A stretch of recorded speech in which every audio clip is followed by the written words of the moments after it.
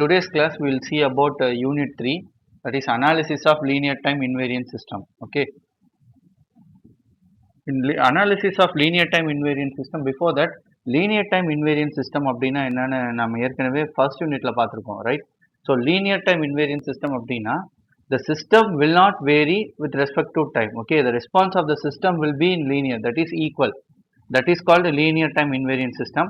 இதை அனலைஸ் பண்றதுக்கு we have two types of tools or two types of algorithm we will be using, that is one is Fourier transform, the other one is Laplace transform. So the first method we will be using a convolution integral. Convolution integral அப்படின்னா by using convolution method how we can find out the response of a system. Okay, so x of t அப்படின்றது given signal, that is an input signal. In ஒரு சிஸ்டம்ல கொடுக்கும்போது h of t அப்படின்ற ஒரு சிஸ்டம்ல கொடுக்கும்போது it will produce y of t, that is what is the response of the system after getting the input and what will be the output produced. Okay, that is y of t. So இங்க x of t என்றது input, h of t is impulse response of the system and y of t will be the output. So if the output எப்படி இதுக்கு calculate பண்றது அப்படின்னா y of t அப்படின்றது தான் சிஸ்டமோட output. Okay, so அப்போ x of t அப்படின்ற input when convoluted, that is here this one is called convolution, convoluted with h of t, that is when it given to a system, what happens and y of t will be produced. How we can analyze this system? By using the convolution method. So இங்க y of t அப்படின்றது we know x of t into h of t, so that will be the general equation, that is integral minus infinity to plus infinity, since it is a general equation and we can mention any value over here, so we are mentioning infinity value, x of tau, h of t minus tau and d tau. So this will be the general equation for y of t in convolution integral. Okay, so the convolution integral we have the formula y of t which will be equal to x of tau h of t minus tau into d tau. Okay, so how we can prove this property using a convolution? So initially we will take Fourier transform. Using Fourier transform, so first we have to prove the convolution property. Okay, convolution property. So the first one will be h of t star. Already I have written over here. Yes. So இதை நம்ம prove பண்ணோம் அப்படின்னா first one என்ன பண்ணோம் அப்படின்னா x of t into h of t. So Fourier transform அப்படின்னா we will know the value will be t. Okay, and then after Fourier transform we will be getting h of j omega and h of j omega. So instead of t we will be having j omega as the value. Okay, for Laplace transform it will be inverse, like x of t and h of t we will be getting the value like x of s and h of s. Laplace transform பண்ணும்போது நம்மளே பார்த்திருப்போம். So the value will be h of x and h of x. Okay, so that will be the value. So இது நம்ம first one இதில் நம்ம prove பண்ணோம் அப்படின்னா in multiplication, அதாவது நம்ம convolution பண்ணும்போது time will be equal to the frequency in multiplication. Okay, so இதை நம்ம prove பண்ணோம் அப்படின்னா எப்படி prove பண்றது? By taking the initial value of x of t that will be given to the system h of t and it will produce an output v of t. யாரோட மைக்கோ disturbance இருக்கு, can you mute it?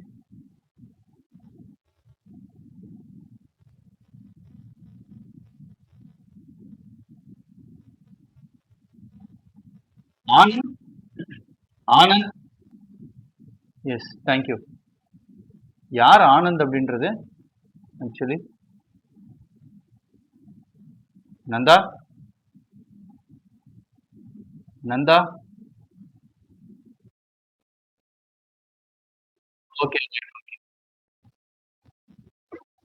Okay, okay, you can mute. Okay, you can mute yourself, Nanda. So first one will be taking y of t value will be like x of t convoluted with a h of t.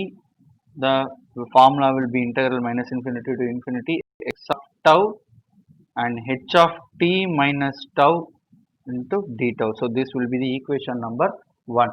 So after the Fourier transform, we know that is the Fourier transform of this one particular y of t value. Fourier transform will do y of t will be given as y of j omega. Okay, so y of j omega will be the value after Fourier transform. So the Fourier transform of y of t will be equal to integral minus infinity to plus infinity, and then y of t e power of minus j omega t dt. That will be the y of j omega value. So this one we have seen in the previous unit. What is the general formula for Fourier transform? Okay. So if we apply the value in equation number 1, that is the particular x of t, that is y of t value, if we substitute in equation number 2 over here, so that will be termed like that will be equal to integral minus infinity to plus infinity. Instead of y of t, we will be substituting this particular value here.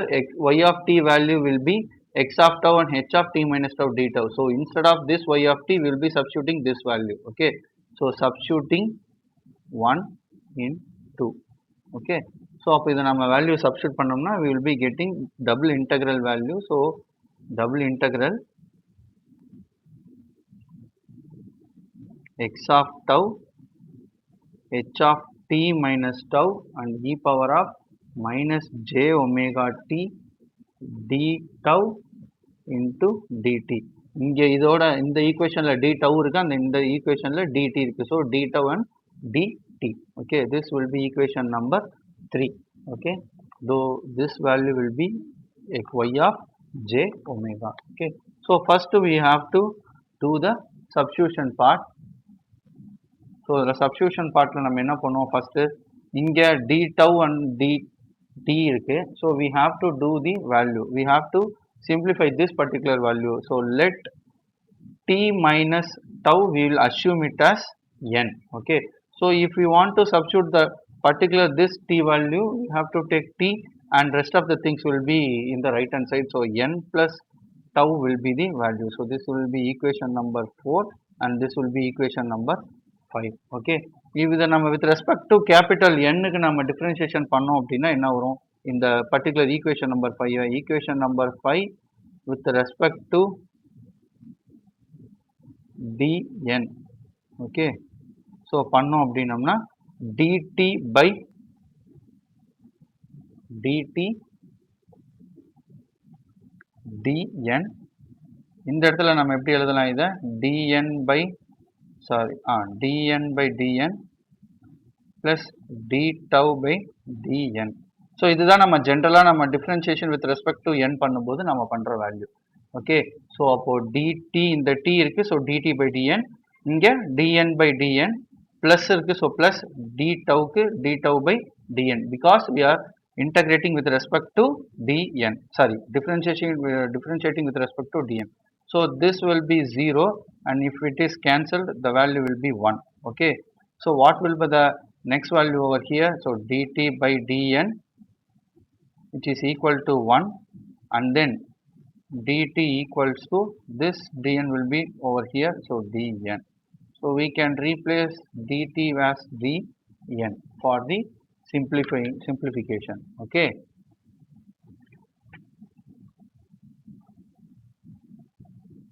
so for the next one என்ன பண்ணலாம் அப்படின்னா, we will be substituting the values, that is over here y of j omega double integral value. ஏன் இங்கே double integral வந்ததுன்னு தெரியும் நினைக்கிறேன், சப்ஸ்டியூஷன்ல நமக்கு ஃபார்முலாவில் சப்ஸ்டியூட் பண்ணுறதுனால double integral h of n e power of minus j omega. இந்த இடத்துல இந்த tக்கு பதிலாக we are substituting, இங்கே ஈக்குவேஷன் நம்பர் 5ல நம்ம tக்கு பதிலாக என்ன வச்சிருக்கோம், n plus tau வச்சிருக்கோம். So e power of j omega tக்கு பதிலாக we are substituting n plus tau as value for this one, and then d tau. இந்த dtக்கு பதிலாக இங்கே நம்ம என்ன கண்டுபிடிச்சிருக்கோம், dtக்கு பதிலாக dn கண்டுபிடிச்சிருக்கோம். So we will be substituting as dn. Okay, so இப்போ நம்ம என்ன பண்ணலாம் அப்படின்னா, we will be simplifying this y of j omega which is equal to, இதை நம்ம simplify பண்ணி எழுதிக்கலாம். இந்த n plus tau இருக்கு இல்லையா, ஸோ இதை வந்து நம்ம என்ன பண்ணிக்கலாம் அப்படின்னா மல்டிப்ளை பண்ணி எழுதிக்கலாம்.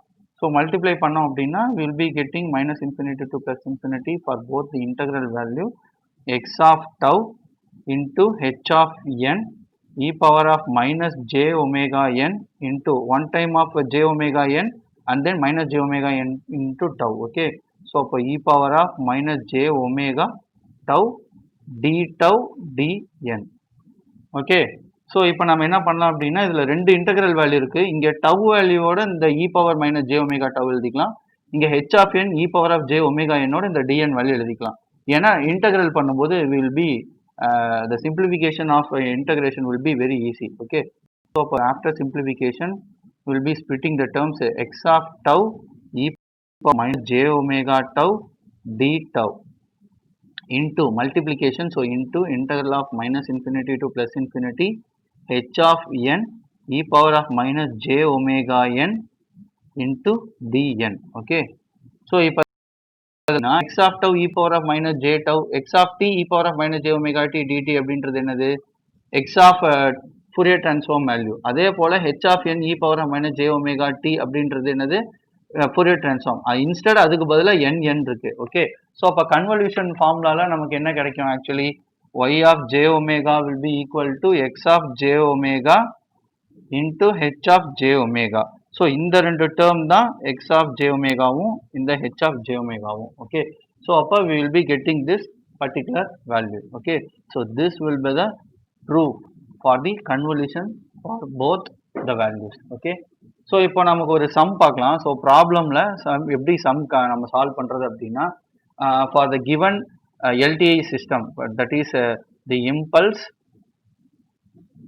Response of LTI system. LTI is we know linear time invariant system. அதுக்கு we have h of t is equal to u of t. So அப்போ யூனிட் ஸ்டெப் ஃபங்க்ஷன் தான் வந்து h of t கொடுத்துருக்காங்க. So அப்படின்னா அந்த சிஸ்டமோட response வந்து unit step. Okay, and then the given problem will be we have to find, that is determine output of the system. இந்த அவுட்புட்ல நம்ம என்ன கண்டுபிடிக்கணும் அப்படின்னா we have to find y of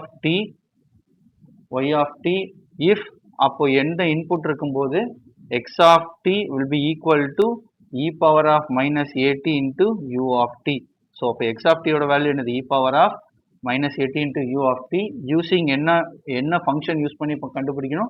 convolution integral. Okay, convolution integral use பண்ணி we have to find the sum, right? So இப்போ convolution integral use பண்ணி கண்டுபிடிக்கணும் அப்படின்னா we know h of t இங்கே given ப்ராப்ளம்ல என்ன கொடுத்துருக்காங்க? So always write the given parameters first when you begin the problem. okay, அப்போ given ப்ராப்ளம்ல first கொடுத்துருக்கிறது என்னது? h of t is equal to u of t கொடுத்துருக்காங்க, the first one, and then x of t value will be e power of minus at into u of t. So இதுதான் கொடுத்துருக்கிற given problem. இப்போ நம்ம convolution integral கண்டுபிடிக்கணும் அப்படின்னா we know the formula. Convolution இன்டெக்ரலுக்கு we know the formula. Convolution integral கண்டுபிடிக்கிறதுக்கு என்ன formula? x of t when given to a system h of t. So இனிஷியலாக ஃபர்ஸ்ட் சம் அப்படின்றனால இது நான் எழுதுறேன். from the next sum we will be directly writing the formula. okay, so x of t convoluted with h of t. so this will be the general term. இதுக்கு formula என்ன அப்படின்னா y of t will be equal to x of t convoluted with h of t equal to integral minus infinity to plus infinity x of tau h of t minus tau into d tau. so this will be the formula for the given problem. okay, so இதில் first நம்ம என்ன பண்ணுவோம்? First step என்ன பண்ணோம் அப்படின்னா கொடுத்துருக்கிற சம்மில் நம்ம டீயை வந்து டவ்வாக ரீப்ளேஸ் பண்ணி எழுதணும். Okay, so that will be the first step of the simplification of the problem. Okay, so அப்போ நம்ம ஃபஸ்ட்டு ஸ்டெப் என்ன பண்ணலாம்? இப்போ கிவன் சம்மில் எக்ஸ் ஆஃப் டீக்கு பதிலாக நம்ம என்ன பண்ணலாம்? டீக்கு வந்து t is equal to tau அப்படின்னு சொல்லி ரீப்ளேஸ் பண்ணலாம். அப்போ t is equal to tau அப்படின்னு ரீப்ளேஸ் பண்ணோம்னா x of t is equal to e power of minus at u of t அப்படின்றது தான் ஃபர்ஸ்ட் ஸ்டெப்பு. இதில் நம்ம ரீப்ளேஸ் பண்ணோம்னா x of tau equal to e power of minus a tau into u of tau. okay, so this will be the equation number 2.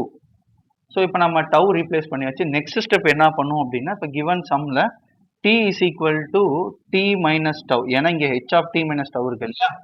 சொல்லுமா. Okay, இப்போ தெரியுதா? இப்போ தெரியுதாமா? இப்போ ஓகே கண்ணா. ஸோ அப்போ t is equal to t minus tau அப்படின்றது we have to replace in the second step. அப்போ t minus tau அப்படின்றத எதில் சப்ஸ்டியூட் பண்ணோம்? ஈக்குவேஷன் நம்பர் 3ன்னு வச்சுக்கலாம். இதை இதை t மைனஸ் டவுன்னு எதில் ரீப்ளேஸ் பண்ணலாம் அப்படின்னா h ஆஃப் t அப்படின்றது தெரியும், u ஆஃப் t அப்படின்றது. ஸோ இதில் நம்ம ரீப்ளேஸ் பண்ணோம்னா h of t minus tau is equal to u of t minus tau. Okay, so this value we have to replace in the given problem, right? So இப்போ given problemல நம்ம replace பண்ணோம் அப்படின்னா first நம்ம எதில் first substitute பண்ணுவோம், for the given sum y of t is equal to minus infinity to plus infinity e power of minus a tau u of sorry இங்கே போட்டேன் minus tau u of tau u of t minus tau d tau. Okay, so இதை தான் நம்ம replace பண்ணதுக்கு அப்புறமா கண்டுபிடிச்சிருக்க equation. இதில் நம்ம first என்ன பண்ணுவோம் அப்படின்னா இங்கே வந்து நமக்கு ஜென்ரலாக தெரியும் யூனிட் ஸ்டெப் ஃபங்க்ஷன். அப்போ யூனிட் ஸ்டெப் ஃபங்க்ஷன் அப்படின்னா எப்படி இருக்கும், the value will be between 0 to infinity. அதில் 0 to infinity-ல யூனிட் ஸ்டெப் அப்படின்னாலே 1 அப்படின்றதுல தான் நமக்கு ஃபங்க்ஷனே ஸ்டார்ட் ஆகும். ஓகே, ஸோ அப்போ கிவன் ப்ராப்ளமில் we have to find given சம்மில் என்ன கொடுத்துருக்காங்க, to find என்ன அப்படின்னா u of t and then இங்கே நம்ம கொடுத்துருக்கிறதுல h ஆஃப் ஃபார்முலாவில் h ஆஃப் t கொடுத்துருக்காங்க. ஸோ அதில் h ஆஃப் t நம்ம என்ன ரீப்ளேஸ் பண்ணியிருக்கோம், u of t minus tau அப்படின்னு ரீப்ளேஸ் பண்ணியிருக்கோம். So both the things we have to find it in the given problem. So இப்போ இதுக்கு கண்டிஷன் எழுதணும்னா எப்படி எழுதலாம், u of tau is equal to இந்த டீயோட வேல்யூ இதில் எப்போ இந்த இடத்துல u ஆஃப் t எப்போ வந்திருக்கு 1 இருக்கும்போது மட்டும்தான் வந்திருக்கு. தட் மீன்ஸ் டீயோட வேல்யூ கிரேட்டர் தென் 0 இருக்கும்போது. ஸோ அப்போ t is nothing but tau. So அப்போ 1 when tau greater than or equal to 0. So 0 இல்லைனா 0-ஓட கிரேட்டர் than இருக்கும்போது மட்டும்தான் சிக்னல் ரெப்ரசன்ட் ஆகும் பாசிட்டிவ் சைடில். நெகட்டிவ் சைடில் சிக்னல் ரெப்ரசன்டேஷன் இருக்காது. Okay, there will not be any signal over here in this part. Okay, negative side la there will not be any signal in unit step function. Okay, so அப்போ மீதி வேல்யூக்கு எல்லாமே என்ன இருக்கும், டவ்வோட value less தெனா இருக்கும்போது இங்கே 0-வா இருக்கும். Okay, so அப்போ இதுக்கு நம்ம கிராஃப் வரைஞ்சோம் அப்படின்னா we have to draw the graph for all the responses. அப்போ u of t யும் u of tauவும் சேம் தான். ஸோ அப்போ u of tau will be 1 0 when the value of tau will be 1. Okay, so இதுதான் வந்து first u of tக்கு. Next இப்போ நம்ம u of t minus டவுக்கு நம்ம plot பண்ணோம் அப்படின்னா இப்போ t minus 1 t minus 2 t minus 3 அப்படின்றது என்னது, பாசிட்டிவ் சைடில் ஷிஃப்ட் ஆகும். ஓகே, ஸோ அப்போ பாசிட்டிவ் சைடில் தான் நமக்கு வந்து ஷிஃப்ட் ஆகும். ஸோ இதுக்கு நம்ம எப்படி ஆக்சுவலாக நம்ம இதுக்கு பிளாட் பண்ணியிருப்போம் அப்படின்னா u ஆஃப் இப்போ ஃபர்ஸ்ட் இதுக்கு உங்களுக்கு மீனிங் புரியணும் அப்படின்னா இப்போ u ஆஃப் டவ் அப்படின்னு இந்த சைடு வந்திருக்கும். இப்போ u ஆஃப் மைனஸ் டவ் அப்படின்னா என்ன வரும், இப்போ பாசிட்டிவ் டவ்னா இந்த சைடு ட்ராவல் ஆகும், நெகட்டிவ் டவ் அப்படின்னா இந்த சைடு ட்ராவல் ஆகும். Okay, so for general meaning இந்த மாதிரி minus tau that means time reversal பண்ணோம்னா இந்த மாதிரி வரும். பட் பேசிக்கலி u ஆஃப் t-யோட வேல்யூ சிக்னல் இன் ப்ராக்டிக்கல் இந்த சைடு சிக்னல் இருக்காது. But for theory calculation the existence of signal will be u of minus tau. Okay, so இப்போ u of minus tau அப்படின்னா time ரிவர்சலில் negative சைடில் இதோட signal existence இருக்கும். Okay, so இப்போ நமக்கு கிவன் சம்மில் என்ன கொடுத்துருக்காங்க, t மைனஸ் டவ் தான் கிவன் சம்மில் இருக்குது. அப்போ t மைனஸ் டவுக்கு நம்ம பிளாட் பண்ணோம் அப்படின்னா எப்படி வரும் ஆக்சுவலி த கிவன் ப்ராப்ளம். இப்போது இதில் வந்து பார்த்தீங்க அப்படின்னா இது எப்படி எடுத்துக்கலாம், u of minus tau plus t அப்படின்னு வச்சுக்கலாமா, u ஆஃப் t மைனஸ் டவ்வை. ஏன் அப்படின்னா tau is negative over here, so negative negative, t is positive, so positive. ஏன் அப்படின்னா உங்களுக்கு ஈஸியாக புரியறதுக்காக. ஸோ இதை நம்ம எப்படி பிளாட் பண்ணலாம் அப்படின்னா that means from one shift over here, ஏன்னா டீயோட வேல்யூ பாசிட்டிவ், ஸோ அதனால் பாசிட்டிவ் சைடில் இருந்து இங்கே மைனஸ் டவ் இருக்கனால நெகட்டிவ் சைடு டுவர்ட்ஸ் ஷிஃப்ட் ஆகி போகும், ஆம்ப்ளிடியூட் 1. ஓகே, ஸோ இதுதான் நம்ம என்ன சொல்லுவோம் அப்படின்னா t மைனஸ் டவ் அப்படின்னு சொல்லுவோம். ரைட், புரிஞ்சுதா? யாருக்காவது புரியலையா? புரியலைன்னா தயவு செஞ்சு சொல்லிடுங்க. Understood or not? இந்த கிராஃப் புரியுதா? Yes or no any one? Bhavatharani, Nanda, Dinakar, Sudarveli, Priyanka, graph புரியுதா?